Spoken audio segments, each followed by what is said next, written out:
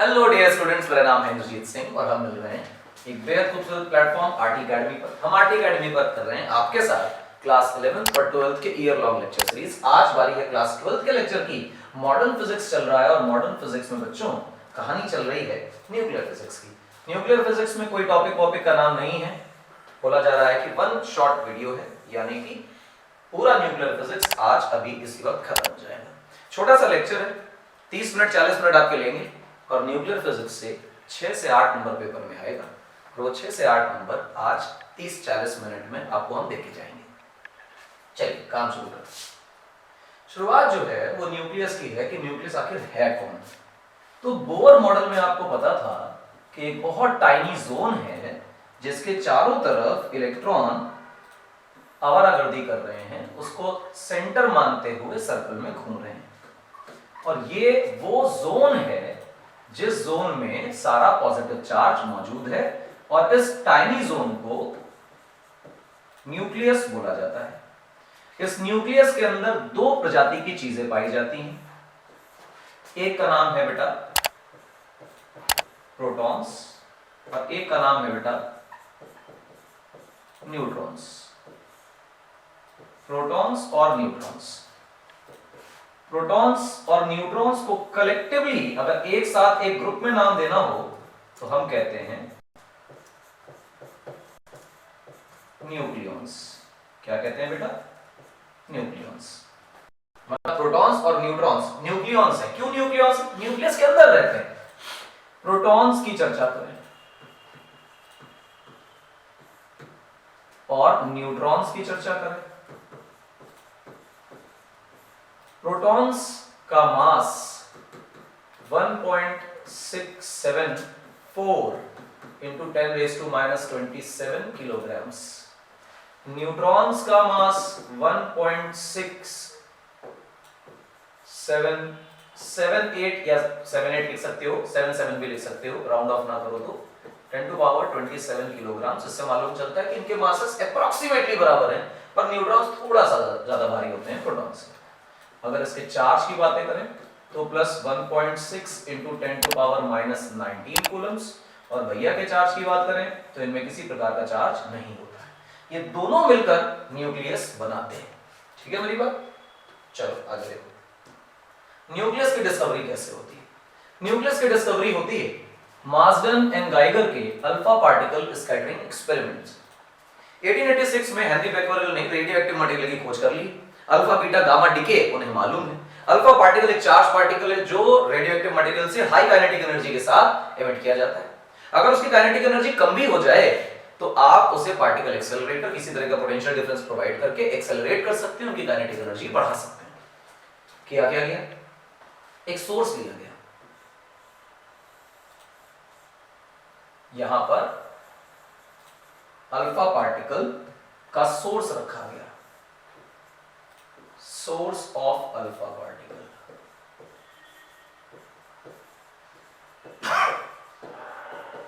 ये क्या है बेटा? Source of alpha particle. कौन है सोर्स ऑफ अल्फा पार्टिकल? कोई रेडियोएक्टिव मटेरियल।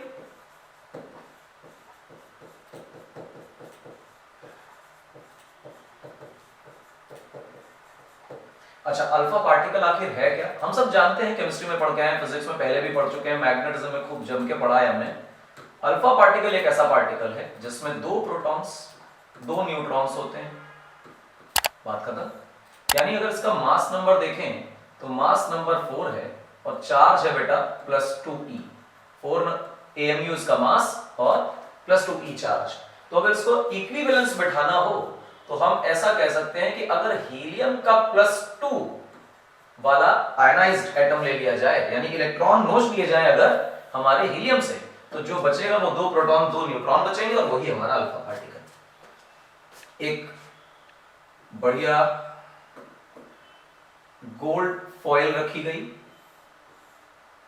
ठीक, गोल्ड फॉयल, गोल्ड का एटॉमिक नंबर 79 है। और खास बात ये कि इसकी जो थिकनेस ली गई गोल्ड फॉयल की वो 10⁻⁻7 मीटर्स ली गई। और गोल्ड फॉयल लेने का एक कारण ये भी है कि हाईली मैलिएबल मटेरियल है, तो तो इसकी बहुत पतली शीट बनाई जा सकती है 10 to power -7। इसके चारों ओर जिंक सल्फाइड से कोटेड एक स्क्रीन लगाई गई, zinc sulphide coated screen. Zinc sulphide की खास बात यह है कि अगर जिंक सल्फाइड पे कोई चार्ज पार्टिकल आके टकराता है तो फ्लोरेसेंस चमक क्रिएट करती है, और चमक की इंटेंसिटी से हम अंदाजा लगाते हैं कि हाउ मेनी अल्फा पार्टिकल्स और charge particles have collided with the zinc sulphide coating. ठीक, यहां पर इसको जरा सा पोत लेना चाहिए। चलो इस तरह से तो ये कर लेते हैं हम लोग, है ना, कलर वलर भर लो जो भरना है, और ये ऐसे। ठीक, अब जो भी है तो सही, यहां से अल्फा पार्टिकल आएगा। अल्फा पार्टिकल नन्हे मुन्ने पार्टिकल्स, और अंदाजा ये है मार्जन और गाइगर का कि ये अल्फा पार्टिकल सीधे चले जाएंगे, कम से कम डिफ्लेक्ट होंगे। अल्फा पार्टिकल जो आएंगे वो कम से कम डिफ्लेक्ट होंगे। थोड़ा सा नीचे से बनाते हैं तो अच्छा रहेगा, इस तरह से। The alpha particle must go like this, जिनका डेविएशन कम से कम होना चाहिए। कारण क्या है कि रदरफोर्ड के एक्सपेरिमेंट से पहले कहानी थॉमसन मॉडल की चल रही है। थॉमसन के हिसाब से प्लम पुडिंग वाला मॉडल जो है वो ठीक है। प्लम पुडिंग का मतलब क्या है? प्लम पुडिंग मॉडल आपसे कहता है कि ये रहा आपका तरबूज, हालांकि प्लम पुडिंग का मतलब तरबूज तो नहीं है, लेकिन स्टिल आप उसे तरबूज से ही समझें तो बेहतर है। हमारे कल्चर में हम प्लम पुडिंग नहीं खाते हैं, तो उसको उतना अच्छा सीख नहीं सकते, हमारे कल्चर में नहीं है, इसलिए तरबूज से सीखें। ये पूरा का पूरा पॉजिटिव चार्ज है, प्रोटॉन जैसा कोई कॉन्सेप्ट नहीं है रदरफोर्ड के टाइम पे भी, ऑल्दो प्रोटॉन का कोई कॉन्सेप्ट एज सच नहीं है, समय के साथ ही ये बनेगा। यहाँ पे कहीं ना कहीं इलेक्ट्रॉन एम्बेडेड है, हमने एम्बेड कर दिए, तो ओवरऑल एटम न्यूट्रल है। ये कहानी हम लोग पढ़ी है थॉमसन मॉडल की। अब क्योंकि अल्फा पार्टिकल अगर आते हैं और एक एटम के बाद कोई दूसरा एटम है, तो यहाँ पर इनके बीच में वॉइड्स रहते हैं, और वॉइड्स हैं तो अल्फा पार्टिकल इन वॉइड्स के थ्रू इनसे पास कर जाएंगे और डेविएट नहीं होंगे। क्योंकि पॉजिटिव चार्ज सारा का सारा डिस्ट्रीब्यूटेड है, इस वजह से बहुत ज्यादा स्ट्रॉन्ग इलेक्ट्रिक फील्ड भी नहीं होगी। तो इलेक्ट्रिक फील्ड अगर स्ट्रॉन्ग नहीं है तो डेविएशन भी ज्यादा नहीं आएगा, क्योंकि फोर्स ज्यादा नहीं है। और अंत में ये बात सच में पाई जाती है कि जितने पार्टिकल्स आ रहे हैं उनमें से मेजॉरिटी पार्टिकल्स बहुत कम डेविएशन, 1 डिग्री 2 डिग्री 3 डिग्री के डेविएशन से जाते हैं। Almost all the particles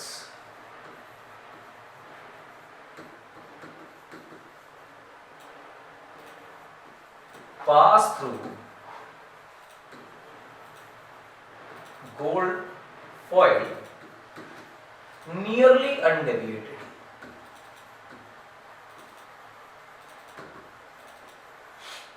undeviated ही जाते हैं। अनडेविएटेड के आगे नियरली लगा है, नियरली का मतलब लगभग, यानी डेविएशन का एंगल बहुत छोटा है, 1 डिग्री 2 डिग्री आधा डिग्री इस टाइप का। बड़े एंगल से डेविएट होने वाले पार्टिकल्स की संख्या बहुत कम है, लेकिन कुछ ऐसे पार्टिकल्स भी पाए जाते हैं जो पार्टिकल्स 90 डिग्री से ज्यादा का डेविएशन सफर करते हैं। मैं 180 डिग्री शब्द इस्तेमाल नहीं करूंगा, मैंने किसी बहुत ऑथेंटिक किताब में ये नहीं पढ़ा है कि कुछ पार्टिकल्स 180 डिग्री डेविएट होते हैं। हाँ, 90 डिग्री से ज्यादा डेविएशन मिलता है, ये ट्रू है। 90 डिग्री से ज्यादा डेविएशन का स्ट्रॉन्ग डेविएशन वाले पार्टिकल जो हैं, पार्टिकल्स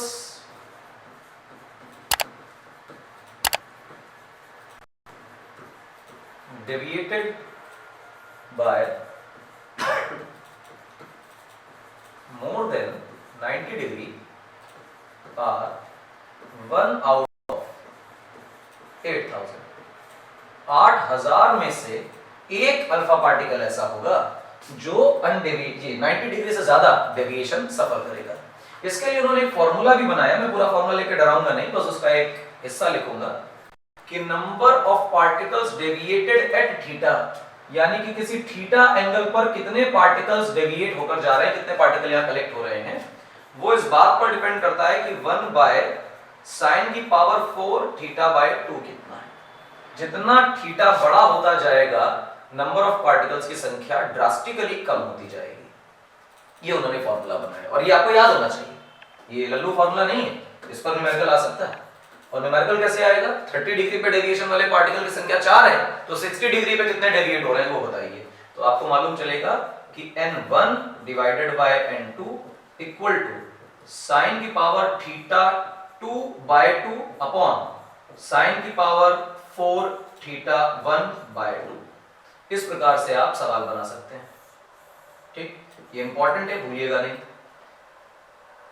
इस सब एक्सपेरिमेंट को किया मार्शल गाइगर ने। These were students of Rutherford. ये जो एक्स्ट्रा डेविएशन आ रहा है, ये जो मैसिव डेविएशन आ रहा है, इस डेविएशन का एक्सप्लेनेशन इनके पास नहीं है। एक्सपेरिमेंट मार्शल गाइगर ने किया है। इसको एक्सप्लेन करने के लिए रदरफोर्ड आते हैं और रदरफोर्ड कहते हैं कि अगर एटम थॉमसन मॉडल के अकॉर्डिंग है, वैसा है जैसा थॉमसन बता रहे हैं, तो स्कैटर्ड पॉजिटिव चार्ज जो फैला हुआ है वो इतनी स्ट्रॉन्ग इलेक्ट्रिक फील्ड नहीं बना सकता कि इस हैवी अल्फा पार्टिकल को 90 डिग्री से ज्यादा एंगल पर डेविएट किया जा सके। पर हम पा रहे हैं कि 90 डिग्री से ज्यादा का डेविएशन कुछ रेयर पार्टिकल्स में आ रहा है। तो रेयर पार्टिकल्स में आ रहा है, ये कैसे समझा रहे हैं? ये कह रहे हैं कि देखो भैया, ऐसा है कि न्यूक्लियस सिर्फ यहां है and we are sending alpha particles which are deviating like this, इस तरह से, और कुछ पार्टिकल्स हमने भेजे जो जितने दूर हैं उस पर फोर्स उतनी कम है, उनका डेविएशन उतना कम है।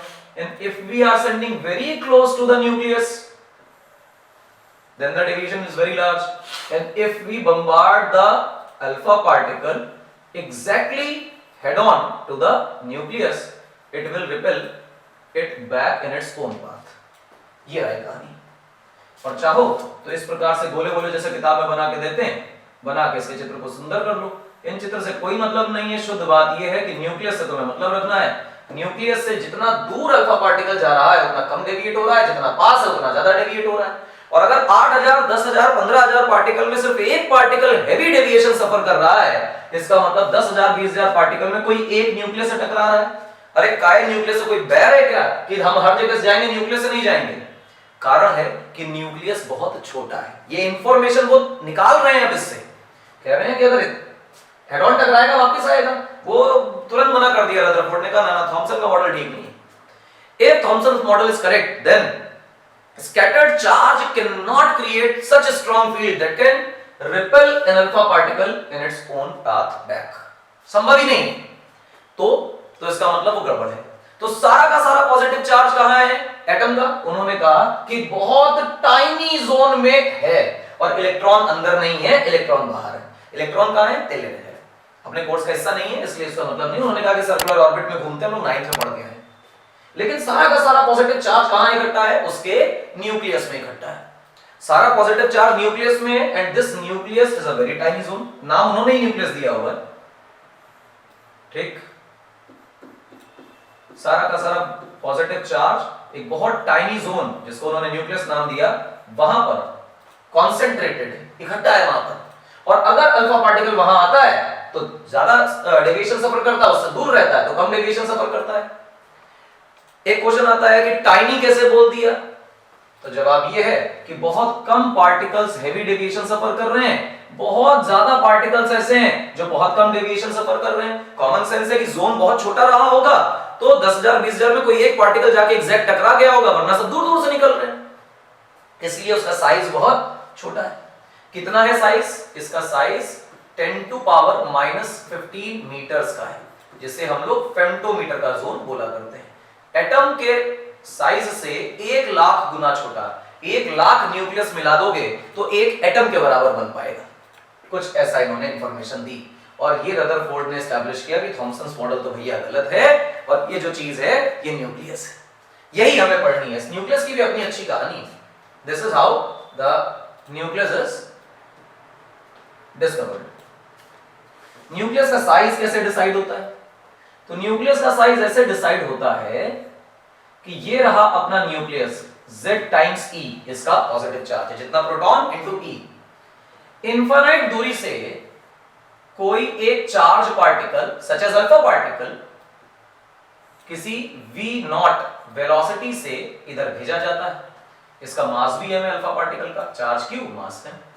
और अगर मोस्ट लाइकली हम सबसे सिंपल कॉन्सेप्ट पढ़ रहे हैं, सीधा हेड ऑन कोलिजन कराया जाए तो जैसे जैसे देखो ये हमारा पॉजिटिव चार्ज है और अल्फा पार्टिकल भी पॉजिटिव चार्ज है, तो जब ये इसके पास आएगा तो रिपल्शन होगा, रिपल्शन होगा तो स्पीड कम होगी, और स्पीड कम होते होते कहीं ना कहीं पार्टिकल रुक ही जाएगा, यहां पार्टिकल रुक जाएगा। जब ये पार्टिकल रुकेगा तो यहां वेलोसिटी 0 हो जाएगी, और ये जो दूरी इस अल्फा पार्टिकल की है हमारे न्यूक्लियस से, इससे ज्यादा पास अल्फा पार्टिकल नहीं आ पा रहा। हम और रफ्तार से भेजें और पास आएगा, और रफ्तार से भेजें और पास आएगा, एक वक्त ऐसा आएगा चाहे जितनी वेलोसिटी कर दो अंदर नहीं जाने वाला, उससे ज्यादा क्लोज नहीं हो पाएगा। तो हम कहेंगे कि ये जो सेपरेशन है, जो सबसे ज्यादा क्लोजेस्ट हम भेज सकते हैं न्यूक्लियस के किसी अल्फा पार्टिकल को, वो ये है जिसको हम आर मिनिमम लिख रहे हैं। तो रदरफोर्ड साहब ये कहते हैं कि अगर बहुत हाई काइनेटिक एनर्जी से न्यूक्लियस के पास अगर हम अल्फा पार्टिकल को बम्बार्ड ही कर दें, तो जितना मैक्सिमम पास अल्फा पार्टिकल जा पा रहा है वो न्यूक्लियस की बाउंड्री है, बाउंड्री से टकरा के अल्फा पार्टिकल वापस आ जा रहा है। यानी जो आर मिनिमम हम कैलकुलेट करेंगे वो न्यूक्लियस का एक्चुअली साइज होगा। ठीक, use energy conservation again, EC अगर आप यूज करें एनर्जी कंजर्वेशन का कॉन्सेप्ट, तो एनर्जी कंजर्वेशन का कॉन्सेप्ट आपको तुरंत सिखाने लग जाएगा कि सर यहां पे शुरुआत में पोटेंशियल एनर्जी 0 थी क्योंकि इंफिनिटी पे थे तो कोई इंटरेक्शन नहीं है, और काइनेटिक एनर्जी जो है बेटा वो हाफ mv0 स्क्वायर है, और एंड में काइनेटिक एनर्जी बेटा 0 है, लेकिन पोटेंशियल एनर्जी अगर देखोगे तो 1/4 pi epsilon not ZE into Q divided by R minimum, ये है। यहां से बेटा आप R मिनिमम निकाल कर देखिए तो आपके पास जो फॉर्मूला आएगा वो आएगा ZE into Q divided by 4 pi epsilon not, और उसके बाद यहां पे आएगा mv0 square by 2। This is your R minimum. कौन सा न्यूक्लियस आपने लिया है उसके हिसाब से Z फिक्स हो जाएगा, कौन सा पार्टिकल आपने बम्बार्ड कराया है, अल्फा है या प्रोटॉन है या क्या है, उसके हिसाब से Q फिक्स हो जाएगा। 4 पाई एप्सिलॉन नॉट कांस्टेंट है, जो पार्टिकल आपने लिया उसका मास भी फिक्स है, कितनी वेलोसिटी से फेंका वो तो आप जानते हैं, किसी पार्टिकल एक्सेलरेटर से कितनी वेलोसिटी से पार्टिकल बम्बार्ड कराया गया, तो these values are very much known. इनको पुट करें, आर मिनिमम सॉल्व करें, और जब आप इसका आर मिनिमम सॉल्व करेंगे तो आप पाएंगे 10⁻⁻15 मीटर्स के आसपास का ऑर्डर आता है। ये क्या बात है, ये फेम्टोमीटर का साइज है। इस तरह से न्यूक्लियस का साइज हम लोग पता करते हैं। अच्छा, न्यूक्लियस के साइज में एक बात आपको और बताना चाहते हैं, देखना, न्यूक्लियस के साइज में ऐसा कहा जाए कि एक चीज है जिसको न्यूक्लियर या न्यूक्लाइड सिंबल कहते हैं। न्यूक्लाइड सिंबल का मतलब है वो सिंबल जिससे न्यूक्लियस को डिनोट किया जाए। हम एक एक्स सिंबल बनाते हैं, not for danger, for nucleus. जैसे आयरन के लिए Fe न्यूक्लियस का सिंबल है, कॉपर के लिए Cu, वैसे सबके लिए x एक लिख दिया, इसकी जगह सिंबल बदलते जाएंगे।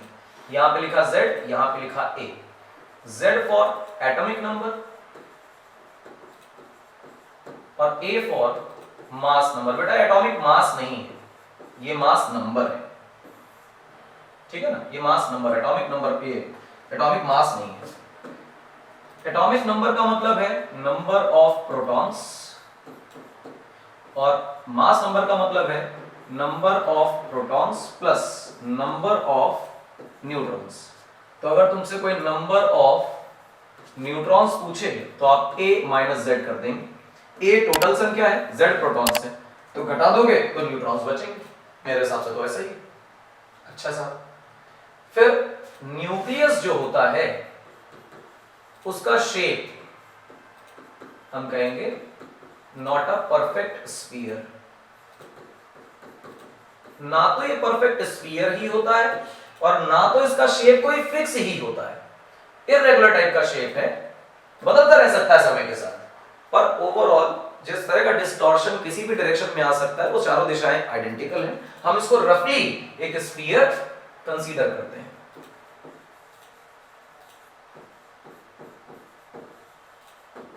रफली स्फेरिकल कंसीडर करते हैं। अगर हम इसे रफली स्फेरिकल कंसीडर करते हैं तो मैं कहूं कि वॉल्यूम कितना है हमारे भैया का, तो हम कहेंगे 4/3 pi r cube, capital R लिख लेते हैं, पाई आर क्यूब, ये हमारा वॉल्यूम है। ये वॉल्यूम आकर डिपेंड किस पे कर रहा है, तो हम कहेंगे this 4/3 pi r cube depends on mass number. जितने ज्यादा प्रोटॉन न्यूट्रॉन आपने न्यूक्लियस भर दिए उतना न्यूक्लियस बड़ा होता चला गया लॉजिकली। तो आपके लिए R cube is proportional to a निकल आया, ये कांस्टेंट में चला जाएगा, तो R is proportional to a की पावर 1/3। तो R is equal to what बेटा, आर नॉट इनटू ए की पावर 1/3।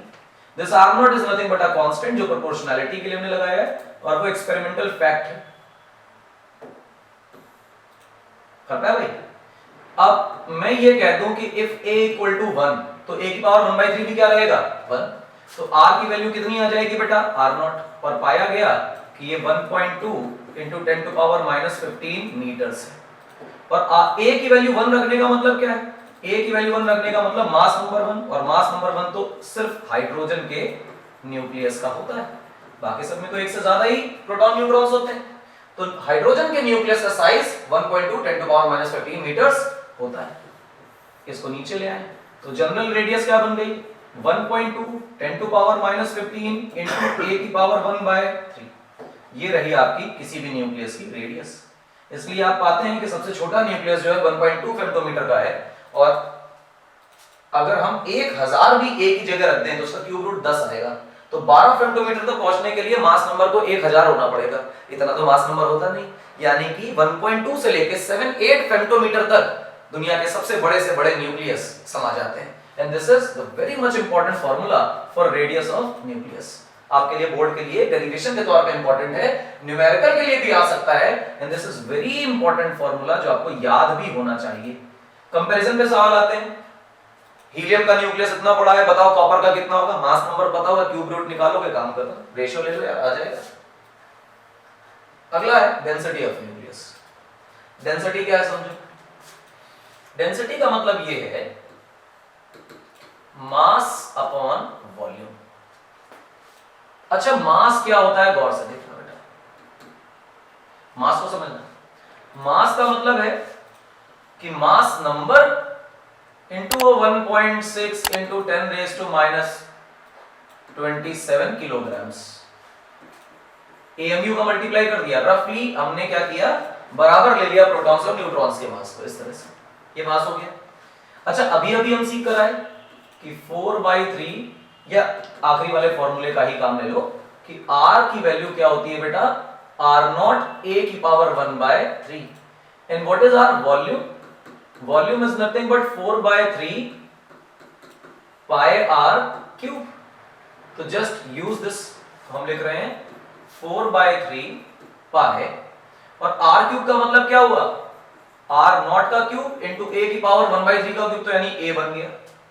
अब जब तुम a और a को साथ साथ देखोगे तो निपटा दोगे, और जब तुम इन्हें निपटाओगे तो मास नंबर से तो इंडिपेंडेंट हो गया, तो जो रो की वैल्यू आएगी वो आएगी 3 into 1.6 into 10 raise to -27 divided by 4 pi into 1.2 into 10 to power -15 का होल क्यूब। और जब बेटा इसे सॉल्व करोगे तो it will come something about 10 to power 17 kilogram पर मीटर क्यूब। ये डेंसिटी न्यूक्लियस की, ये छोटा नंबर नहीं भैया, पानी की डेंसिटी 10 टू पावर +3 होती है किलोग्राम पर मीटर क्यूब, और ये 10 टू पावर +17 है, यानी पानी से इतना भारी इसकी कोई लिमिट नहीं, इससे भारी मटेरियल दुनिया में नहीं है, सबसे ज्यादा डेंसिटी इसकी डेंसिटी ये बता रही कितना भारी मटेरियल अगर इतना छोटा ना होता और वैकेंट ना होता पूरा का पूरा एटम, तो शायद दुनिया में कोई चीज हिलती ही नहीं, इतना ज्यादा इनर्शिया है। हाईएस्ट डेंसिटी न्यूक्लियस की होती है। ये बहुत इंपॉर्टेंट डेरिवेशन है आपके बोर्ड के लिए, ध्यान दीजिए। आप मास नंबर को कैसे लिख देंगे, या मास को कैसे लिख देंगे, मास नंबर इनटू AMU और divided by 4/3 pi r cube, और r की जगह r0 a की पावर 1/3, a से a निपट जाएगा। दूसरी खास बात क्या है इस डेंसिटी की, वो देखो बेटा, डेंसिटी जो है वो आप कह दोगे कि इंडिपेंडेंट ऑफ मास नंबर आ रही है। मास नंबर से हाईली इंडिपेंडेंट हमारी डेंसिटी, मास नंबर से कोई फर्क नहीं पड़ता, ठीक है। कौन सा न्यूक्लियस, यानी हाइड्रोजन का भी न्यूक्लियस का डेंसिटी यही है, हीलियम का भी यही है, यूरेनियम का भी यही है, कॉपर का भी यही है, डेंसिटी सबकी बराबर है। अब अगली कहानी आती है जिसको हम कहते हैं मास डिफेक्ट। बेटा मास डिफेक्ट क्या मतलब है? मास का डिफेक्ट, देखो मान लो कि कोई न्यूक्लियस है, न्यूक्लियस में Z प्रोटॉन्स और A माइनस Z न्यूट्रॉन्स, कुछ ऐसा है। तो अगर मैं कहूं कि एक्सपेक्टेड मास क्या है न्यूक्लियस का, एक्सपेक्टेड मास का मतलब ये है कि तुम बताओ इस न्यूक्लियस का कितना मास होगा। तो कोई बच्चा कहेगा अरे यार प्रोटॉन का मास लो, न्यूट्रॉन का मास लो, जोड़ दो, वही का एक्सपेक्टेड मास है। हाँ, यानी कि mass of protons into Z plus mass of neutrons into A minus Z। ये जो मास है बेटा मैं इसको AMU में लिख रहा हूं, ठीक है, किलोग्राम में कन्वर्ट करने का कोई लॉजिक नहीं है, AMU में लिखा है। एक्सपेरिमेंटल मास क्या होता है? एक्सपेरिमेंटल मास को हम लिख देते हैं कैपिटल M ऑफ X। अब एक्सपेरिमेंटल मास और ये क्या अलग अलग होंगे? मान लो एक झोले में तुमने 10 बॉलें रखी, तो 10 बॉलों का जो मास है झोले का भी वही मास है टोटल। न्यूक्लियस के केस में बदल जाता है। न्यूक्लियस के केस में एक्सपेक्टेड मास हमेशा ज्यादा होता है और एक्सपेरिमेंटल मास हमेशा कम होता है। मतलब जितने प्रोटॉन्स और न्यूट्रॉन्स हैं, ये प्रोटॉन्स और न्यूट्रॉन्स का ओवरऑल जोड़ोगे वेट तो ज्यादा निकलेगा, पर जब ये न्यूक्लियस में आ जाएंगे तो इनका टोटल वेट कम हो जाएगा। हाँ, ये सुनने में अटपटा है पर सच यही है। तो जो एक्सपेक्टेड मास है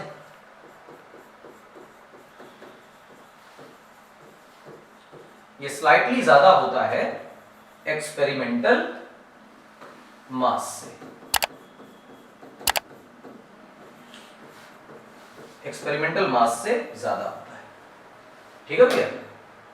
एक्सपेरिमेंटल मास से ज्यादा है एक्सपेक्टेड मास। तो फिर ये मास डिफेक्ट क्या है? ये मास डिफेक्ट का मतलब है, मास डिफेक्ट का मतलब है एक्सपेक्टेड मास माइनस एक्सपेरिमेंटल मास। अभी धीमे धीमे इसका एक्सप्लेनेशन आएगा बेटा कि क्यों ऐसा होता है। तो यानी कि Z times mass of proton plus A minus Z times mass of neutrons minus mass of the nucleus, this is the mass defect. और मास डिफेक्ट को हम डिनोट करते हैं बेटा डेल्टा M से। यहीं पर जो कॉन्सेप्ट है वो बहुत खतरनाक हो जाएगा। देखो ये क्यों होता है, इसके एक्सप्लेनेशन में दो बातें आती हैं। पहला कि न्यूक्लियस के अंदर दो लोग हैं, प्रोटॉन्स और न्यूट्रॉन्स। न्यूट्रॉन्स में कोई चार्ज नहीं होता तो कोई रिपल्शन नहीं, लेकिन प्रोटॉन्स में तो चार्ज होता है तो इलेक्ट्रोस्टैटिक रिपल्शन रहेगा। इलेक्ट्रोस्टैटिक रिपल्शन दुनिया के सबसे स्ट्रॉन्ग रिपल्शंस हैं। तो न्यूक्लियस जितनी छोटी रेंज में ये दो प्रोटॉन्स आकर एक दूसरे के साथ रह कैसे रहे? There must be another force of any other kind that dominates the electrostatic repulsion। और यहां से जन्म होता है इस कॉन्सेप्ट का कि न्यूक्लियर फोर्स होनी चाहिए। There are some nuclear forces, nuclear interactions। दो तरह की न्यूक्लियर फोर्सेस है बेटा।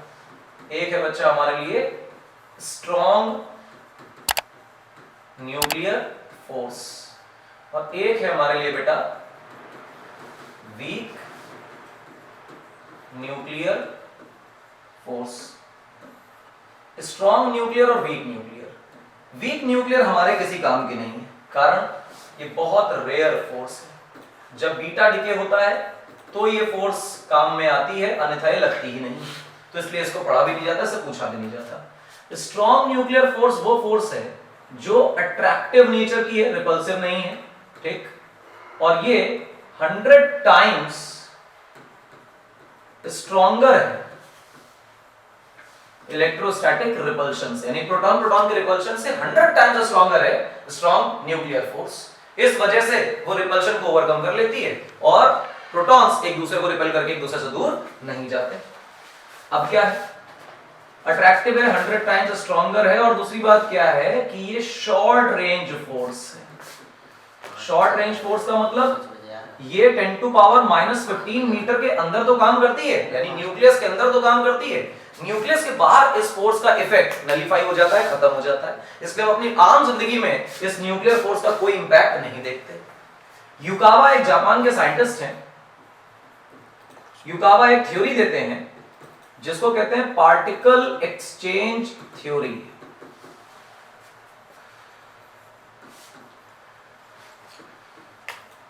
पार्टिकल एक्सचेंज थ्योरी का क्या मतलब है? युकावा साहब कहते हैं दुनिया की जो भी पार्टिकल्स एक दूसरे पर फोर्स लगा रहे हैं, उस फोर्स के लगाने का कारण है कि पार्टिकल एक दूसरे के साथ किसी और तरह का पार्टिकल एक्सचेंज करते हैं। यानी अगर इलेक्ट्रोस्टैटिक फोर्स लग रही है तो फोटोन नाम का पार्टिकल एक पार्टिकल दूसरे को देगा और ये एक्सचेंज से फोर्स लगने लग जाएगी। अगर ग्रेविटी है तो ग्रेविटॉन नाम का पार्टिकल एक दूसरे को एक्सचेंज कर रहे हैं, हालांकि वो डिटेक्ट नहीं हुआ अभी तक, लेकिन थ्योरी में कि अगर ग्रेविटॉन एक्सचेंज करेंगे तो फोर्स लग जाएगी। इसी तरह अगर न्यूक्लियर फोर्स की बात करी जाए तो न्यूक्लियर फोर्स में उन्होंने कहा कि स्ट्रॉन्ग न्यूक्लियर फोर्स ग्लूऑन नाम के पार्टिकल के एक्सचेंज से लगती है। ग्लूऑन पार्टिकल एक्सचेंज से लगती है फोर्स। अच्छा साहब, ग्लूऑन पार्टिकल एक्सचेंज से लगती है, ठीक, बहुत बढ़िया। इस पे किसी प्रकार का चार्ज नहीं है। ये जो फोर्स है इंडिपेंडेंट ऑफ चार्ज, चार्ज की वजह से नहीं लग रही बल्कि ग्लूऑन के एक्सचेंज की वजह से लग रही है। क्या बात? हाँ बिल्कुल, एकदम सुंदर सी चीज। तो जब ग्लूऑन नाम का पार्टिकल निकालोगे तो ग्लूऑन नाम का पार्टिकल निकल जाएगा, और जब ग्लूऑन नाम का पार्टिकल निकल जाएगा तो सारे न्यूक्लियॉन्स का अपना अपना मास कम हो जाएगा, और जब वो मास कम हो जाएगा तो ओवरऑल न्यूक्लियस का मास तुम्हें कम ही नजर आएगा। एक्सपेक्टेड ज्यादा था क्योंकि जब अकेले अकेले थे न्यूक्लियॉन्स तो वो पूरे पूरे थे, और जब वो न्यूक्लियस के अंदर आए तो उन्हें ग्लूऑन एक्सचेंज करने पड़े, और जब ग्लूऑन एक्सचेंज करने पड़े तो अपने अंदर से ग्लूऑन निकालना पड़ा, और जब ग्लूऑन निकालना पड़ा तो लॉजिकली उनका मास थोड़ा थोड़ा कम हो गया, न्यूक्लियस हमारा हल्का हो गया। समझे मेरी बात? हाँ, यहीं से आया मास डिफेक्ट। अब एक और सवाल कि भैया जो ग्लूऑन है वो भी तो न्यूक्लियस के अंदर ही है, तो उसका मास क्यों काउंट नहीं हो रहा? तो इसका जवाब देते हैं आइंस्टीन। आइंस्टीन कहते हैं कि वो ग्लूऑन अकेला नहीं है, पार्टिकल की तरह नहीं है, दैट कन्वर्ट्स इनटू एनर्जी, वो सारा एनर्जी बन गया। यहां से नया कॉन्सेप्ट आता है और वो कॉन्सेप्ट कहलाता है कौन सा बेटा? Mass energy equivalence. ये कहला रहा है बेटा मास एनर्जी इक्विवेलेंस, आइंस्टीन की थ्योरी। आइंस्टीन साहब ये बताते हैं कि इस दुनिया में एनर्जी कंजर्वेशन जैसा कुछ नहीं है, या मास कंजर्वेशन जैसा कुछ नहीं है। एनर्जी और मास दो अलग अलग एंटिटीज हैं ही नहीं। एनर्जी को मास में, मास को एनर्जी में कन्वर्ट किया जा सकता है। अच्छा, कैसे किया जा सकता है? उन्होंने कहा E = mc²। बहुत फेमस इक्वेशन है, इसका डेरिवेशन बहुत हम लोग जानते हैं, बच्चे तो नहीं जानते क्योंकि कोर्स में नहीं होता है, लेकिन सबको लगता है कि उन्हें आता है, सुना सबने। E = mc²। E = mc² का क्या मतलब है? ये वो मास है जिसे आप एनर्जी में कन्वर्ट कर रहे हैं। c for the speed of light in vacuum, 3 × 10⁻⁸ metre per second. And ये E वो करस्पॉन्डिंग एनर्जी है जब इस मास को डिस्ट्रॉय कर दिया जाएगा तो इसके बराबर की एनर्जी बनेगी। अच्छा, यानी अगर मैं कुछ मास डिफेक्ट देख रहा हूं तो ये mass defect actually gluon particle के तौर पे नहीं है। ग्लूऑन पार्टिकल बना, वो गया तो वो एनर्जी में कन्वर्ट हो गया, तो इसका मतलब जो एनर्जी बनी वो बनी ΔM × c²। जितना मास डिफेक्ट है वो सारा का सारा किस में कन्वर्ट हो गया? वो कन्वर्ट हो गया भैया एनर्जी में। और जब मास डिफेक्ट एनर्जी में कन्वर्ट हो गया तो एनर्जी को थोड़ी वेट कर लोगे। अब तो मास तुम्हारा कम हो गया कि नहीं हो गया? न्यूक्लियस का मास इसलिए कम होता है। और ये कौन सी एनर्जी है? इस एनर्जी को हम लोग नाम देते हैं बच्चा बाइंडिंग एनर्जी। बाइंडिंग एनर्जी क्या है? न्यूक्लियॉन्स ने क्या किया, एक दूसरे से ग्लूऑन निकाला, एक्सचेंज किया और उसको एनर्जी में कन्वर्ट किया, रिलीज कर दी। अब पूरी थर्मोडायनेमिक स्टेबिलिटी क्या बताती है कि अगर किसी सिस्टम के पास एनर्जी कम कम कम है, जितनी कम एनर्जी उतनी ज्यादा स्टेबिलिटी। तो न्यूक्लियस अपने आप को स्टेबल करने के लिए ये ग्लूऑन पार्टिकल निकाल के एनर्जी कन्वर्ट करके, जो भी ड्रामेबाजी करके, एनर्जी बनाकर, मास डिफेक्ट क्रिएट करके एनर्जी रिलीज कर देते हैं। उनके पास टोटल अमाउंट ऑफ एनर्जी कम हो जाता है। जब एनर्जी हो जाती है कम तो स्टेबिलिटी जाती है बढ़, और न्यूक्लियस स्टेबल हो जाता है। तो स्टेबिलिटी को बढ़ाने के लिए ये मास डिफेक्ट लाया जा रहा है, और जितनी एनर्जी रिलीज की जा रही है वो सारी की सारी एनर्जी क्या कहलाती है? Binding energy. जितनी ज्यादा एनर्जी रिलीज कर दी उतना ज्यादा स्टेबल हो गए। जितना ज्यादा स्टेबल हो गए हम कहेंगे बाइंडिंग एनर्जी उतनी ज्यादा है, उनकी उतनी स्ट्रांगली बाउंडेड है। अब उन्हें अगर अलग अलग करना हो तो क्या करेंगे, तो हम कहेंगे उनको दोबारा से उतनी एनर्जी दो, स्टेबिलिटी कम होगी, एक्साइटेशन बढ़ेगा, कभी ना कभी वो टूट जाएंगे। जितनी एनर्जी देकर वापस से उन्हें तोड़ा जा सकता है वो कहलाती है बाइंडिंग एनर्जी। तो डेफिनेशन क्या लिखी जाती है बेटा, डेफिनेशन लिखी जाती है energy required to separate the nucleons. Nucleons को अलग अलग करने के लिए जितनी एनर्जी लग जाएगी उतना ज्यादा बाइंडिंग एनर्जी उस न्यूक्लियॉन की होगी, उस न्यूक्लियस की होगी। अच्छा, यानी जिसकी बाइंडिंग एनर्जी ज्यादा है वो मुश्किल से टूटेगा, ज्यादा स्टेबल है। जिसकी बाइंडिंग एनर्जी कम है वो कम एनर्जी में आसानी से टूट जाएगा और स्टेबिलिटी कम रहेगी उसकी। बाइंडिंग एनर्जी बेसिकली है। तो अगर तुम बाइंडिंग एनर्जी का फॉर्मूला बनाना चाहो ई बाइंडिंग, तो तुम सीधा सीधा फॉर्मूला बना सकते हो और वो है डेल्टा एम सी स्क्वायर। और डेल्टा एम का मतलब होगा बेटा यहां पे क्या, मास डिफेक्ट। अच्छा, ई बाइंडिंग के फॉर्मूले को अगर तुम खोल के लिखना चाहो कि नहीं भैया हम तो पूरा पूरा लिखेंगे, तो तुम पूरा पूरा लिखो। देखो कैसे, z times mass of protons plus a minus z times mass of neutrons minus mass of the nucleus. ये पूरा हो गया आपका मास डिफेक्ट इनटू बचा c स्क्वायर। ये रही आपकी बाइंडिंग एनर्जी। आई होप इसमें कोई परेशानी नहीं होगी, एकदम सस्ता आसान, ठीक है ना। ये binding energy, electron volt, mega electron volt, joule, जिसमें लिखना चाहो। मेगा इलेक्ट्रॉन वोल्ट में इसकी यूनिट हम लोग ज्यादातर लेते हैं। एक स्टैंडर्ड डेटा है जो आपको सॉल्व नहीं करना है, याद रखना है कि अगर ऐसा कह दिया जाए कि मास डिफेक्ट की वैल्यू 1 AMU के बराबर है, तो जो बाइंडिंग एनर्जी होगी इसके करस्पॉन्डिंग वो 931.5 मेगा इलेक्ट्रॉन वोल्ट होगी। That is very important to know, क्योंकि एक AMU के कंपैरिजन में मास डिफेक्ट AMU में डेटा गिवन होता है, वो AMU में डायरेक्ट आ जाता है, क्वेश्चन में ही डेटा रहेगा, तुम्हें निकालने की जरूरत नहीं, प्लस माइनस करोगे आंसर आएगा। AMU में अगर एक AMU में इतना मेगा इलेक्ट्रॉन वोल्ट एनर्जी है तो 2 AMU में डबल, हाफ AMU में हाफ, 0.1 में 0.1 इनटू दिस। तो आपको ये डेटा याद है, तो how many AMUs you have as mass defect 931.5 का मल्टीप्लाई कर दो, काम खत्म, आपका आंसर आ गया, ठीक है ना।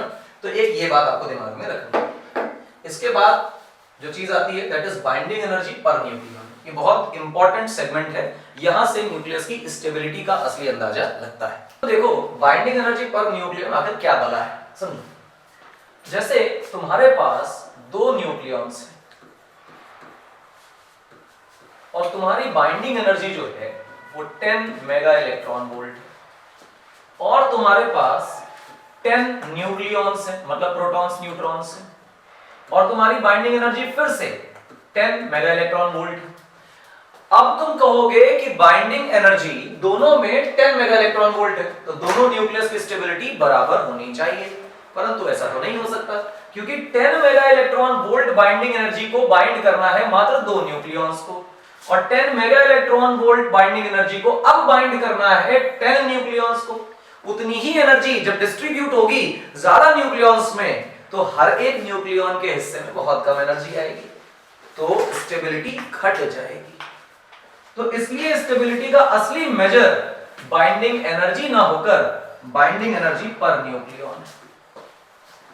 बाइंडिंग एनर्जी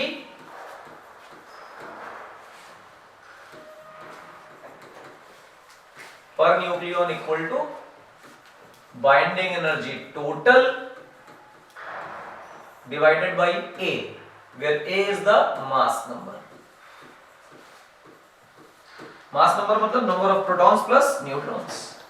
और बाइंडिंग एनर्जी पर न्यूक्लियॉन से जाकर यह मालूम चलता है कि कितनी ज्यादा स्टेबिलिटी किसी न्यूक्लियस की है। देखिए बाइंडिंग एनर्जी पर न्यूक्लियॉन जितनी ज्यादा होगी, शुद्ध रूप से न्यूक्लियस की स्टेबिलिटी उतनी ज्यादा होगी। ये इंपॉर्टेंट है। बाइंडिंग एनर्जी पर न्यूक्लियॉन जितनी ज्यादा, स्टेबिलिटी भी उतनी ज्यादा। That is very important for you. अच्छा साहब, इसका एक बहुत बढ़िया ग्राफ है बाइंडिंग एनर्जी पर न्यूक्लियॉन का मास नंबर के साथ। मैं आपके ड्रॉ करके देता हूं, फिर इसका कुछ इंटरप्रिटेशंस हैं जो आपके बोर्ड एग्जाम्स के लिए इंपॉर्टेंट क्वेश्चन की तरह आते हैं, इंपॉर्टेंट समझा जाएगा उन्हें और आपको भी समझना।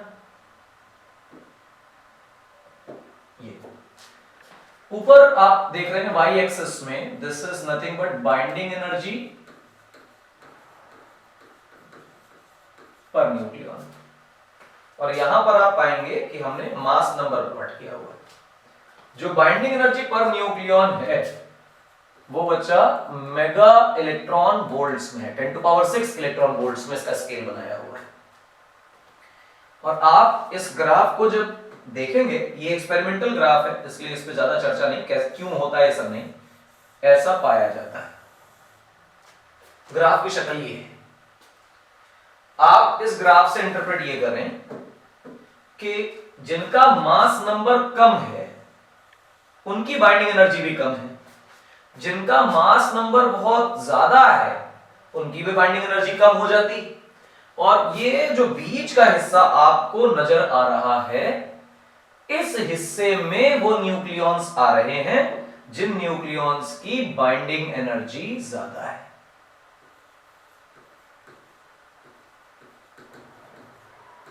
Greater binding energy per nucleon. तो इस ग्राफ, ये एक्सपेरिमेंटल ग्राफ है, इसमें परेशान नहीं होना, ऐसा ही होता है। पहली बात,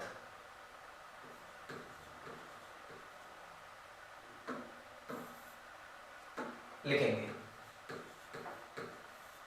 वेरी स्मॉल मास नंबर, लो binding energy per nucleon, very large mass number,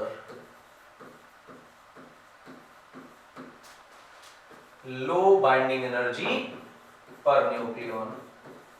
यानी कि बहुत छोटे न्यूक्लियस भी बहुत स्टेबल नहीं और बहुत हैवी न्यूक्लियस भी बहुत स्टेबल नहीं। यूरेनियम वगैरह स्टेबल नहीं, आसानी से टूट जाते हैं, रेडियोएक्टिव डिके करने लगते हैं। और इसी तरह बहुत छोटे न्यूक्लियस, हाइड्रोजन वगैरह बहुत स्टेबल नहीं है। अरे वो तो स्टेबल होते हैं, रेडियोएक्टिव डिके नहीं भी करते हैं, तो न्यूक्लियर फ्यूजन तो उनका हो ही जाता है। तो these types of heavy nucleus can show nuclear fission reactions and these types of very lighter nuclei can show nuclear fusion reactions। और ये जो बीच के लोग हैं जिनकी बाइंडिंग एनर्जी पर न्यूक्लियॉन ज्यादा है, ये न्यूक्लियर रिएक्शंस आसानी से नहीं दिखाते, इनके न्यूक्लियर रिएक्शंस जो है बहुत मुश्किल से होती है। एक खास बात आप देखेंगे, there is a maxima of the graph, और ये जो मैक्सिमा आपको मिल रहा है वो यहां मिल रहा है, और जहां आपको मैक्सिमा मिल रहा है उसमें मास नंबर 56 आता है, और जो बाइंडिंग एनर्जी पर न्यूक्लियॉन है वो 8.8 मेगा इलेक्ट्रॉन वोल्ट आती है।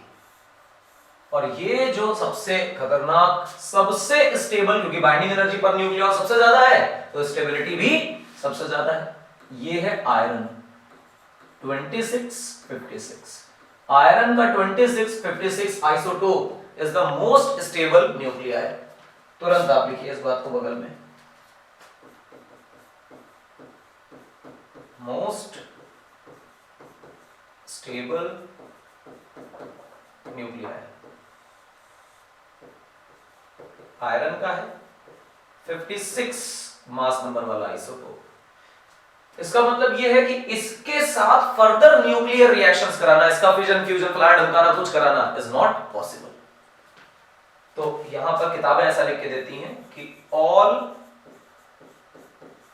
Nuclear reactions may go only up to iron 2656, क्योंकि न्यूक्लियर रिएक्शंस भी हो रही हैं केमिकल रिएक्शंस की ही तरह अपने आप को ज्यादा स्टेबल करने के लिए। और मे को लिखा है, इसका मतलब हम गारंटी नहीं कर सकते हैं कि रिएक्शन होते होते न्यूक्लियस बन ही जाएगा आयरन का, ना बने रिएक्शन पहले रुक जाए, लेकिन इसके बाद तो नहीं जाएगी। यानी जितनी भी रिएक्शन के बाद न्यूक्लियस फ्यूज फिजन करने के बाद अगर आयरन बन गया तो फर्दर वो चेंज होने वाला नहीं है, क्योंकि अगर ये न्यूक्लियर रिएक्शन शो करेगा तो इसे मोर स्टेबल स्टेज में जाना चाहिए, मोर स्टेबल तो इससे ज्यादा है ही नहीं, इसलिए फर्दर न्यूक्लियर रिएक्शन शो नहीं करता। तो हम लिख देते हैं यहां पर डू नॉट शो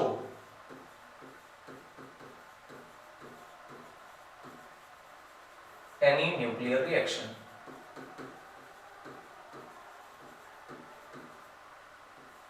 इस तरह के आयरन को क्या बोला जाता है? इस तरह का क्या आयरन तो आयरन है, इसे कहा जाता है बेटा डेड एंड कोल्ड आयरन। ऐसा आयरन जो मर चुका है, ऐसा आयरन जो ठंडा है। ये दो शब्द इसलिए इस्तेमाल किए जाते हैं क्योंकि ये आयरन किसी भी कंडीशन पे न्यूक्लियर रिएक्शन देने वाला नहीं। एक और खास बात पूछी जाती है कि इस ग्राफ में कुछ बदतमीजियां दिखाई दे रही हैं, कुछ पीक्स स्पोक्स स्टार्टिंग में। मैंने 3 बनाए, वैसे 4-5 होते हैं, पीक 3 ही पकड़ते हैं। ये 3 पीक्स, इनका क्या मतलब है? मतलब ये है कि इन 3 पीक्स में जो न्यूक्लियस हैं बैठे हैं वो अपने नेबरहुड के कंपैरिजन में exceptionally high binding energy per nucleon लेके बैठे, अपने नेबरहुड में, आसपास में। ऐसा क्या हो रहा है कि नेबरहुड में आसपास में रहने वाले जो दूसरे न्यूक्लियस से ये स्पेसिफिक न्यूक्लियस बहुत ज्यादा स्टेबल है। इनमें कार्बन 12 आता है, इसमें नियॉन आएगा 20, इसमें हीलियम 24 आएगा। ये क्यों अपने आसपास के दूसरे न्यूक्लियस से बहुत ज्यादा एक्सेप्शनली स्टेबल है? क्यों ऐसा है कि इतने ज्यादा स्टेबल है? तो उसका एक कारण है। स्टेबिलिटी के लिए ऑड इवन का लॉ है। क्या? कि अगर प्रोटॉन्स और न्यूट्रॉन्स इवन और इवन है तो ये ग्रेटेस्ट स्टेबिलिटी को शो करता है। हालांकि मुझे इधर नहीं लिखना चाहिए वरना आप लोग कंफ्यूज होंगे। ठीक, ग्रेटेस्ट स्टेबिलिटी को शो करता है। ऑड इवन या इवन ऑड जो है वो लेस स्टेबिलिटी को शो करता है। और अगर हम ऑड ऑड नंबर्स ले लें तो ये लीस्ट स्टेबिलिटी को शो करता है। अब लीस्ट स्टेबिलिटी का मतलब ये मत समझना कि न्यूक्लियस तुरंत ही अपने आप टूट जाएगा, नहीं, आसानी से न्यूक्लियर रिएक्शन दिखाएगा, ये मतलब है इसका। तो अगर इवन इवन कहानी मिल जाए तो वो मोस्ट स्टेबल होते हैं। और आपको इन तीनों ही केसेस में, चाहे वो हीलियम का हो, चाहे वो कार्बन 12 का आइसोटोप हो, चाहे वो नियॉन 20 का आइसोटोप हो, ये आइसोटोप्स इवन इवन नंबर्स लेके चलते हैं प्रोटॉन न्यूट्रॉन्स के, और एक्सेप्शनली हाई अपने नेबरहुड में ये बाइंडिंग एनर्जी पर न्यूक्लियन रखते हैं और ये ज्यादा स्टेबल होते हैं। ये रही स्टेबिलिटी की बात है। अब न्यूक्लियर फिजिक्स में हम लोग करते हैं न्यूक्लियर रिएक्शंस। जैसे केमिकल रिएक्शंस होती हैं वैसे ही न्यूक्लियर रिएक्शंस होती हैं। केमिकल रिएक्शंस में रिस्पॉन्सिबल इलेक्ट्रॉन्स हैं। इलेक्ट्रॉन्स एक दूसरे से लिए दिए शेयर किए जाएंगे तो हम कहेंगे केमिकल रिएक्शन हो गई, कंपाउंड बन गया। न्यूक्लियर रिएक्शन में हम न्यूक्लियॉन्स का आपस में मिलना या उनका डिकम्पोज हो जाना, टूट जाना, एक दूसरे से अलग हो जाना देखेंगे। तो 2 कैटेगरीज में न्यूक्लियर रिएक्शंस को हम तोड़ते हैं। 2 कैटेगरीज कौन सी हैं? ये 2 कैटेगरीज हैं। एक है बेटा फिजन रिएक्शन और एक है बेटा फ्यूजन रिएक्शन। एक है फिजन, एक है फ्यूजन। इसका मतलब फिजन का मतलब है टूट जाने से, फ्यूजन का मतलब फ्यूज हो जाने से, जुड़ जाने से, आपस में मिल जाने से। एक न्यूक्लियस को इंड्यूस कराकर उसे तोड़ दिया जाए 2 रिलेटिवली छोटे न्यूक्लियस में तो हम कहेंगे फिजन हो रहा है। 2 नन्हे मुन्ने न्यूक्लियस अगर आपस में कंबाइन होकर रिलेटिवली बड़ा न्यूक्लियस बना लें तो हम कहेंगे वो क्या है? Fusion reaction. तो सबसे पहले न्यूक्लियर फिजन देखते हैं। तो आपको दिखाई दे रहा होगा, हालांकि फोटो बहुत बड़ी नहीं है तो उतना साफ नहीं लिखा है, मैं लिख देता हूं आपके लिए। ये जो चीज आपको दिखाई दे रही है इसमें बहुत सारे कुछ रेड कुछ व्हाइट कलर के आपको न्यूक्लियॉन्स दिखाई दे रहे हैं। तो इसमें प्रोटॉन्स हैं और न्यूट्रॉन्स हैं जिन्हें हम न्यूक्लियॉन्स बोलते हैं। हमारे पास एक न्यूट्रॉन है थर्मल न्यूट्रॉन बोल सकते हैं, हाई काइनेटिक एनर्जी न्यूट्रॉन बोल सकते हैं। इस हाई काइनेटिक एनर्जी न्यूट्रॉन को बम्बार्ड कराया जाए और इंजेक्ट कराया जाए, इतना तेज काइनेटिक एनर्जी से फेंकें कि न्यूक्लियस के अंदर इंजेक्ट हो जाए। इंजेक्ट अगर हो गया तो ये टारगेट न्यूक्लियस को, ये बेटा टारगेट लिखा हुआ है, ये टारगेट न्यूक्लियस को इतना अनस्टेबल कर देता है कि टारगेट न्यूक्लियस अपने आप को दो छोटे छोटे हिस्सों में तोड़ लेता है और तीन अलग न्यूट्रॉन्स निकलते हैं, और ये न्यूट्रॉन्स स्पेशली थर्मल न्यूट्रॉन्स कहलाते हैं। जो दो छोटे न्यूक्लियस बन के आ रहे हैं, ये दो छोटे न्यूक्लियर, इन्हें हम लोग फिजन प्रोडक्ट कहते हैं। मतलब एक बड़ा भाई टूटा दो छोटे भाइयों में, तो हम इन्हें नाम दे रहे हैं बेटा क्या, फिजन प्रोडक्ट। और इसी प्रकार से यहां भी नाम दे रहे हैं फिजन प्रोडक्ट। और फिर बहुत सारी एनर्जी साथ में रिलीज होने में, डेल्टा एच, बहुत सारी एनर्जी निकलेगी, 19.7 मेगा इलेक्ट्रॉन वोल्ट फलाना फलाना, जो भी इतनी एनर्जी निकलेगी। ये है कहानी। कैसी होती है आओ देखिए। आपके पास यूरेनियम है, यूरेनियम की बुराई ये है 92 नंबर बड़ा है, 234 यूरेनियम, 235 यूरेनियम, 238, ये तीन तरह के आइसोटोप्स हम यूरेनियम के देख पाते हैं। आप ये अंदाजा लगाइएगा कि 99% के आसपास या इवन इससे ज्यादा जितने भी आइसोटोप्स हैं जो आपको सैंपल मिलेगा यूरेनियम का, वो 238 का है। नियर अबाउट 1% भाई साहब का है, और इसका तो लगभग नेग्लिजिबल है, 0.001% या इसके आसपास। तो आप 234 का आइसोटोप को तो भूल ही जाइए कि वो है भी। 238, 235 को पकड़ते हैं।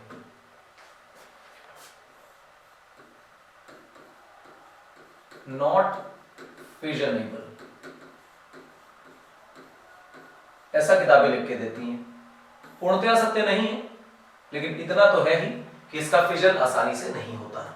तो 238 वाले का फिजन नहीं हो रहा, किसका हो रहा है, 235 वाले का। तो हम 235 वाले में लिखेंगे फिजनेबल। और 235 वाले पर कमेंट किया, 234 वाले पे क्यों नहीं कर रहे हैं? अरे उसके होने ना होने का क्या ही मतलब है, जब वो है ही नहीं तो फिजनेबल हो भी तो क्या ही कर लेंगे। लेकिन 235 वाला फिजनेबल है। यूरेनियम महंगा इसीलिए है, फिजन प्रोडक्ट से हम लोग बहुत सारी एनर्जी लेते हैं, उससे हम लोग इलेक्ट्रिसिटी बनाते हैं। मगर जितना भी न्यूक्लियस तुम्हारे पास यूरेनियम का अवेलेबल होगा, उसमें से 1% से भी कम यूरेनियम ऐसा होगा जो फिजनेबल होगा, और वो आपको एनर्जी देने वाला, बाकी वेस्ट। एनरिचमेंट ऑफ ओर करके एक कॉन्सेप्ट इसमें आता है, पहले होता था सिलेबस में, अब नहीं है। वो इसीलिए एनरिचमेंट करना पड़ता है, 235 वाले को अलग करना होता है, 238 वाले को अलग करना होता है। इस प्रोसेस में बहुत पैसा खर्च हो जाता है, इस वजह से यूरेनियम का जो यूजफुल सैंपल है वो बहुत महंगा है। अच्छा साहब, 235 वाला फिर ड्रामा क्या कर रहा है? कुछ खास नहीं कर रहा। तुम्हारे पास 92 235 बैठा हुआ है, binding energy per nucleon relatively बहुत कम हो गई है। आप एक न्यूट्रॉन जो ठीक ठाक काइनेटिक एनर्जी से, मतलब हाई काइनेटिक एनर्जी से आया, आपने इसमें बम्बार्ड कराया, ये यूरेनियम में घुस गया, बम्बार्ड हो गया, इंजेक्ट हो गया, उसके अंदर रहेगा यूरेनियम ही, क्योंकि न्यूट्रॉन अंदर जा रहा है, प्रोटॉन में कोई परिवर्तन नहीं आया, तो 92 ही है अभी भी यूरेनियम ही, लेकिन मास नंबर बदलकर 236 बन गया। और अब तुम ये जो इंटरमीडिएट प्रोडक्ट मान रहे हो, ये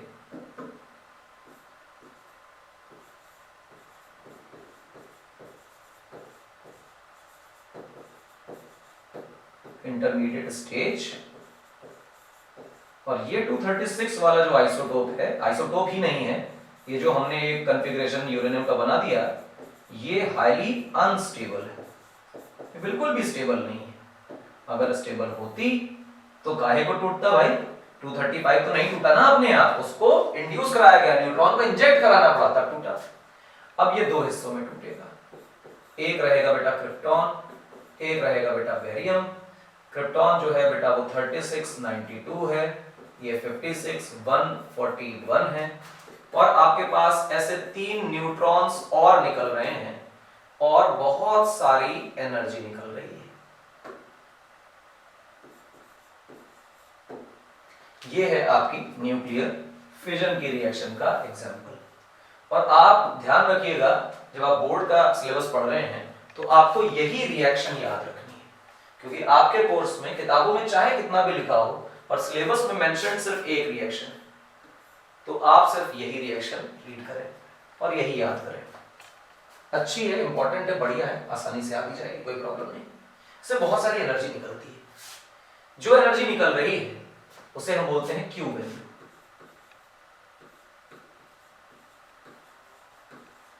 ये क्यू वैल्यू चीज क्या है?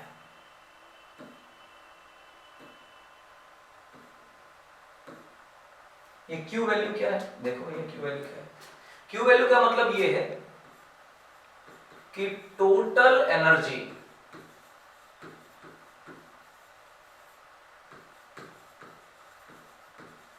Released in one fission.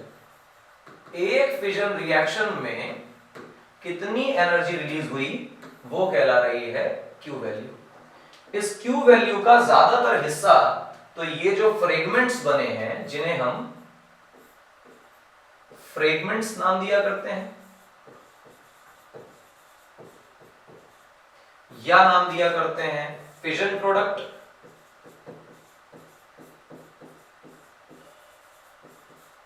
या बोला करते हैं डॉटर न्यूक्लियस।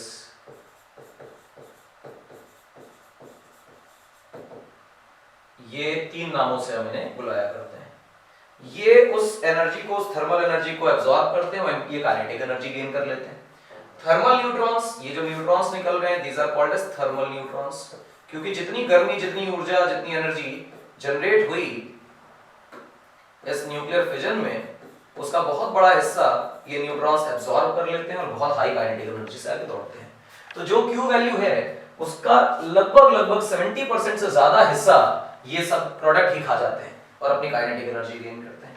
तो जो थोड़ा मोड़ा हिस्सा बचता है वो हीट के तौर पर रिलीज होता है, और इस हीट वाली एनर्जी को ही हम इस्तेमाल करते हैं और इसी से बिजली बनाते हैं। अच्छा भाई, बहुत बढ़िया। अगला क्या है अपने पास?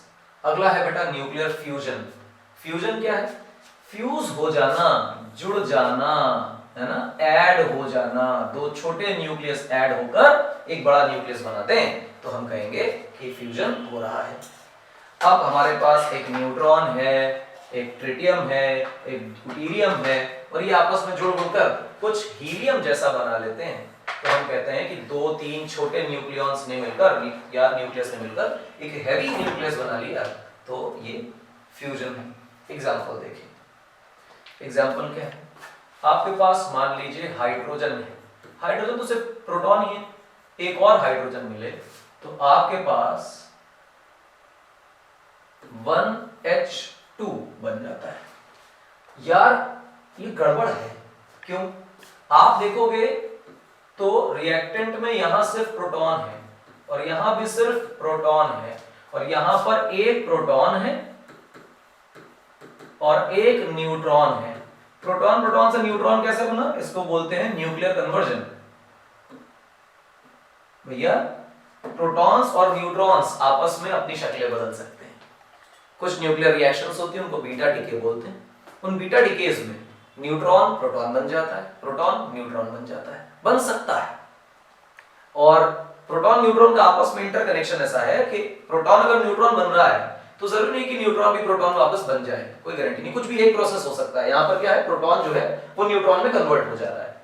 बीटा डीके रेडियो एक्टिविटी में पढ़ाया जाता है, केमिस्ट्री में आपने पढ़ा होगा फर्स्ट ऑर्डर रिएक्शन में, लेकिन फिजिक्स में वो कोर्स से रिड्यूस हो गया, इसलिए नहीं करेंगे उससे। अब ये जो बच्चा 1H2 और 1H2 है, इसे आप क्लब कर दीजिए तो बन जाएगा 1H3, और 1H3 के बाद आपके पास जो है वो हो जाएगा 1H1, प्रोटॉन निकल जाएगा। आप इस प्रकार के 1H3 और 1H3 ट्रिटियम और ट्रिटियम को मिलाकर 2He4 बना रहे हैं और 2He4 के साथ आप 1H2 निकाल दे रहे हैं। क्लियर है मेरी बात? और आप देखें कि अल्टीमेटली क्या प्रोडक्ट बन रहा है, ये तो हीलियम न्यूक्लियस है और हीलियम न्यूक्लियस अपने नेबरहुड में, मैंने अभी एग्जांपल आपको बाइंडिंग एनर्जी पर न्यूक्लियर ग्राफ में दिया कि सबसे ज्यादा स्टेबल, यहाँ रिएक्शन थोड़ी सी रुक जाती है और ये बिंदास खुश हो जाता है। समझे बात?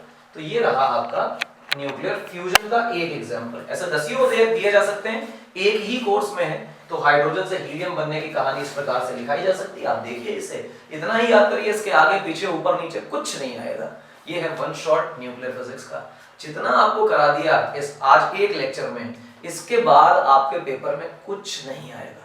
बस इतना ही देखिए, इसी को पढ़िए, इतना ही जानिए, आपके पेपर में जितना भी न्यूक्लियर फिजिक्स से आएगा वो आरटी एकेडमी के एक लेक्चर से आने वाला है। आप क्या करें, समापन करें, समय समाप्ति की घोषणा। मिलेंगे अगले लेक्चर में, पूरे साल हमें फॉलो करिए भाई, पेपर तक भूलना मत। क्वेश्चन की सीरीज आ रही है, लगी हुई है लाइन से, ये चैप्टर खत्म हो रहा है, इसके बाद क्वेश्चंस आएंगे। पर चैप्टर बहुत ढेरों क्वेश्चन लगाने वाले हैं यहाँ पर हम आपके लिए। मिलेंगे आरटी एकेडमी पे अगले लेक्चर में। इंद्रजीत सिंह नाम है मेरा, आपको पढ़ा रहा हूँ फिजिक्स। क्वेश्चंस की सीरीज आ रही है, भूलिएगा नहीं और फॉलो करते रहिएगा। अगर नए हैं सब्सक्राइब कर लीजिए, पुराने हैं तो शेयर जरूर करिए। मिलेंगे नेक्स्ट लेक्चर में, टिल देन थैंक यू।